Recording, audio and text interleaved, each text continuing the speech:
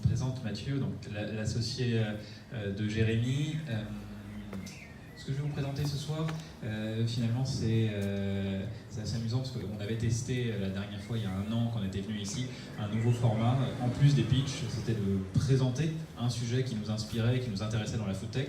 Il y a 1 an, on avait fait quelque chose d'assez rapide sur des idées de copycat, des idées qu'on trouvait amusantes.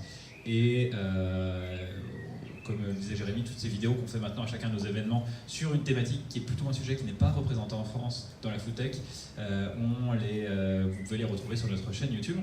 Ce soir, on va parler de robotique. Pourquoi? Pour toujours la même raison, parce que c'est un sujet qui est très peu traité dans la food tech française, voire même européenne. Donc, commençons déjà la base. Qu'est-ce que la food tech? Je pense que vous en avez tous une très bonne idée ici, mais nous on aime bien rappeler en tout cas au moins notre définition de la food tech, parce qu'il a fallu en poser une à un moment. Pour faire simple, on en a une acceptation extrêmement généreuse, c'est-à-dire que n'importe quel projet qui a envie ou start-up de s'appeler food tech, on va l'accepter. On les classe en 6 catégories. On inclut tout ce qui est agtech et on va en effet jusqu'aux produits transformés, food science et toutes les étapes, et le média, le coaching, etc. Mais ce qui compte vraiment ensuite dans une startup, c'est pas de savoir si on la classe dans la food tech, c'est évidemment ce qu'elle fera derrière. On s'est posé ensuite la question, quand on a commencé à travailler sur cette thématique de la robotique, sur tout simplement qu'est-ce qu'un robot, parce que des robots, il y en a dans les usines depuis des années, et pourtant on n'en parle pas forcément comme des produits de start-up. Nous, évidemment, là dans cette thématique, on va plutôt s'intéresser aux robots intelligents qui utilisent de l'intelligence artificielle pour faire autre chose que les tâches répétitives, et notamment qui réussissent à s'adapter en temps réel. Ce que l'on a fait, et là je vous le présente à vous, c'est la première version d'un travail qu'on a commencé à réaliser, un mapping des startups de la robotique. Et c'est quelque chose qui est assez amusant à faire parce qu'on a commencé à regarder et on s'est rendu compte qu'il y avait plein de domaines, de sous-domaines dans cette robotique de la food tech. Et ce que je vais vous proposer, c'est de parcourir chacun de ces domaines en choisissant un exemple pour voir et illustrer. Celui qui est le plus évident au final et dont on parle beaucoup, ce sont des robots pour livrer tout simplement, donc ces petits robots. Alors on a choisi cet exemple Starship Technologies parce que là on a un exemple européen. Donc c'est des fondateurs estoniens, les fondateurs de Skype, qui ont créé cette startup qui est anglaise parce qu'elle est basée à Londres, mais au moins c'est européen et c'est déjà testé dans pas mal de villes. Les drones qui font beaucoup parler d'eux dans les médias parce que tout le monde s'imagine qu'Amazon va potentiellement se mettre à tout livrer en drone. Bon, les drones sont extrêmement intéressants et sympathiques, mais dès qu'on essaie de les imaginer en milieu urbain, c'est quand même un peu problématique. Et pour du food, on ne sait pas forcément où est-ce qu'on met l'énergie pour livrer du frais, mais c'est probablement quelque chose d'intéressant pour un certain nombre de solutions industrielles. Tout ce qui est autour des drones dans l'agriculture, où on voit vraiment de plus en plus une division entre des startups qui ont commencé, comme Airinov, qui est français, à produire et à créer des drones, et qui de plus en plus sont en train de se séparer en des types de startups qui font des drones dédiés à l'agriculture, et certaines qui les exploitent. C'est l'exemple de Precision Hawk aux États-Unis, qui les exploitent et qui exploitent leur technologie au service des agriculteurs. Donc des startups qui étaient parties du même point, qui se divisent en 2 catégories vraiment différentes. Une thématique qui commence à émerger, mais qui n'est pas encore tout à fait prête, c'est les robots pour aller dans les champs. Comme cet exemple-là, qui est capable de remplacer une tâche manuelle, vraiment d'aller sélectionner les pommes dans un verger, les prendre à la main, du moins avec son bras robotique, et de faire la récolte. On change complètement d'univers avec les robots, on va dire restaurants, donc soit des robots partiels, ça c'est le robot Flippy, qui, comme son nom l'indique, retourne des steaks dans une pizzeria, dans un fast-food. Donc on est plutôt là pour remplacer des jobs ingrats, plutôt difficiles. Ce qu'on voit, c'est qu'il est encore assez difficile. Ce robot a été testé puis retiré parce qu'il n'arrive pas très bien à s'intégrer avec des humains avant et après. Donc comment est-ce qu'on arrive à construire des chaînes avec un robot au milieu? Ou alors les robots qui remplacent complètement le restaurant. Donc là, on a un exemple français avec une levée récente de quasiment 3 millions pour Ekim, donc un robot qui fait une pizza, qui est l'adaptation ou la version française d'un robot américain qui s'appelle Zoom, voilà, qui fait lui aussi des pizzas et dont on parle depuis déjà plusieurs années. J'ai rajouté aussi cet exemple parce qu'ils ont annoncé ce matin une levée de 11 millions de dollars. Donc Showbotics, qui est un robot qui fait des salades pour l'instant, qui fonctionne plutôt bien et qui veut se diversifier dans d'autres thématiques, j'allais dire au-delà de la salade. Et encore un autre exemple de robot complet, donc Zoom, qui lui fait donc c'est un robot pizza. Et ce qui est assez intéressant, c'est qu'on retrouve quasiment la même chose que dans les drones agricoles, c'est-à-dire que cette start-up, au final, elle ne fait pas tellement de robotique. Son robot, comme on le voit, c'est écrit en gros, c'est un robot ABB, donc un robot suisse. C'est une start-up d'intelligence artificielle, beaucoup plus qu'une start-up de robotique. Et on voit vraiment cette division entre des boîtes qui étaient parties au même endroit, et c'est une partie qui fait des robots, qui produit des robots, et une partie qui les exploite et qui fait la technologie dessus. Et enfin, le robot restaurant, Itza aux États-Unis, donc un restaurant entier, complet, tout est robotisé, du service à la production. Et c'est aussi assez intéressant de voir que ça ne fonctionne pas très bien, que le consommateur veut parler à un moment à quelqu'un, il veut un livreur, il veut un serveur, il veut une interaction à un moment. Et là, on le verra ensuite, comment est-ce que ces sociétés sont en train de se transformer. Dans les dernières catégories, on a les robots cocktails. Alors, une spécialité française. Là, j'ai mis un exemple américain en l'occurrence, mais la moitié des startups qui travaillent dans cette thématique sont en France. Ça, c'est intéressant, c'est peut-être lié au milieu du luxe ou au milieu on va dire des spiritueux qui sont plutôt très représentés, mais c'est plutôt en effet une particularité locale.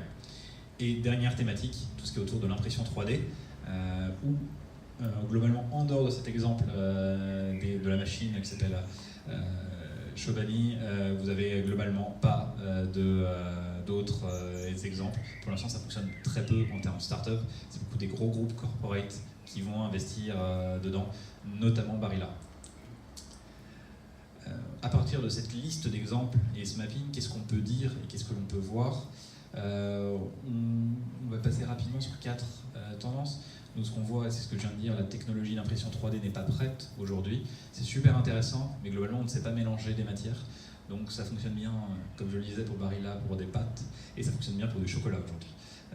Mais dès que vous voulez mélanger 2 matières, globalement, ça fait un résultat assez complexe, on va dire. La thématique des drones, ce dont je vous ai parlé, une vraie séparation entre les startups qui vont produire du drone et des startups qui vont les exploiter, et donc qui vont fournir de l'intelligence pour savoir de manière extrêmement précise si vous êtes agriculteur ou est-ce que vous devez faire de l'épandage, quelle est la zone à récolter à un instant T, quelle zone exploiter, quelle est la zone la plus efficiente, etc. On voit, et ça c'est assez amusant de le voir, que les sociétés comme Zoom, dont je vous ai parlé plusieurs fois, se transforment petit à petit quasiment en société de conseil.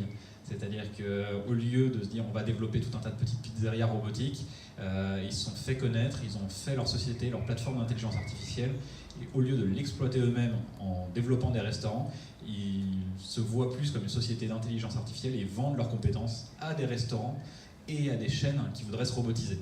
Donc c'est assez intéressant de le voir comme approche dans une start-up.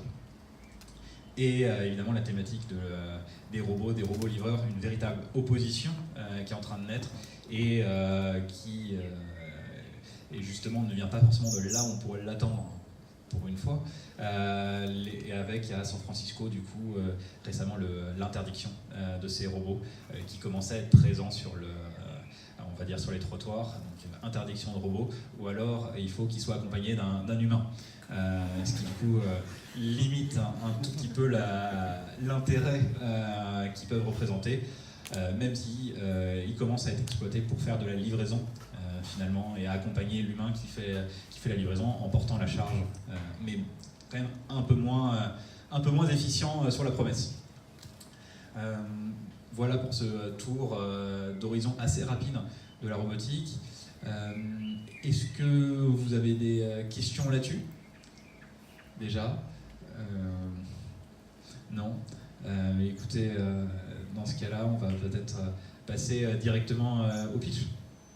Ah, une question. Oui, juste pour ITSA, du coup vous avez dit qu'ils allaient essayer de changer leur modèle parce que trop de robotisation et pas suffisamment d'interaction humaine, ça ne plaisait pas forcément aux clients. Et est-ce que vous savez à peu près quelles sont leurs prochaines étapes? Ah oui, globalement en fait ils ont leur restaurant c'est vraiment cette tendance, ils deviennent une boîte de conseil. C'est-à-dire que leur restaurant qui devait à la base être une chaîne est devenu une sorte de pilote qui n'a plus vocation à faire du chiffre et qui est là pour montrer une techno, une plateforme d'intelligence artificielle qu'ils revendent à d'autres groupes, surtout les sociétés de fast-food.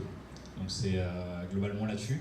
Et ce qu'ils arrivent à vendre, parce qu'il y a une vraie question d'acceptabilité du robot. Je parlais de Zoom. C'est un robot pizza qui donc pétrit la pâte à la main, comme du moins d'une manière équivalente à ce qu'a ferait un pizzaiolo à la main. L'idée c'est de se dire, un pizzaiolo qui pétrit sa pâte à la main et qui ne fait que ça de sa journée, globalement se détruit à peu près la main en 15 ans. Donc il y a un véritable argument aussi, de la même manière que pour le robot qui retourne ses burgers, on ne peut pas considérer que rester une journée devant une plaque qui chauffe du steak haché dans un McDonald's soit une tâche épanouissante. Donc en effet, l'argument du robot est assez fort là-dessus.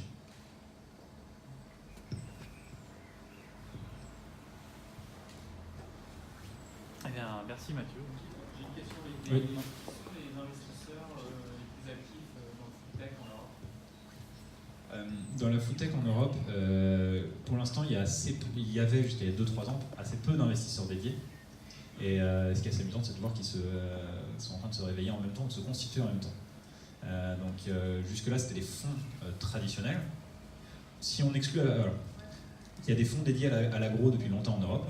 Donc Cap Agro, notamment Antera Capital et tous les fonds de Rabobank, donc qui sont traditionnellement dans l'agro. Par contre, sur la food, sur le produit, le food service, globalement, il n'y avait pas grand monde de très actifs. C'était plutôt des fonds généralistes.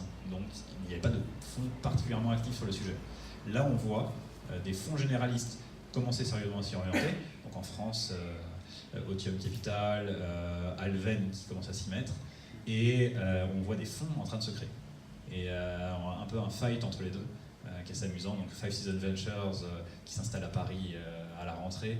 Et on a l'impression qu'il y a quasiment en 2 ans trop de fonds dédiés food qui se sont créés ou qui sont toujours en train de se créer par rapport à la taille du marché d'investissement en Europe.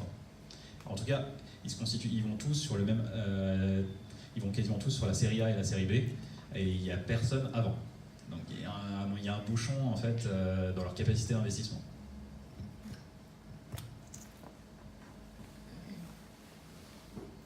Oui. J'avais une question, Mathieu, par rapport au robot. Est-ce qu'aujourd'hui, et la restauration, est-ce que c'est pas plus adapté aujourd'hui à la restauration plus collective que de la restauration plus traditionnelle, où là on attend peut-être plus un côté humain? Je ne sais pas quel secteur il s'intéresse.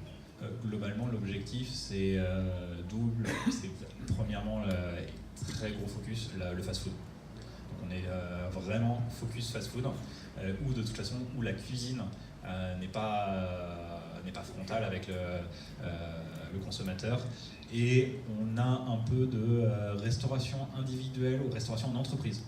Le robot salade, il est super intéressant pour des entreprises finalement, pour animer un corner salade où idéalement on le voit tout à fait dans une gare, dans un lieu de passage où on ne s'attend vraiment pas à un contact humain et où on n'en a pas vraiment envie. Donc c'est plutôt là qu'il a un rôle.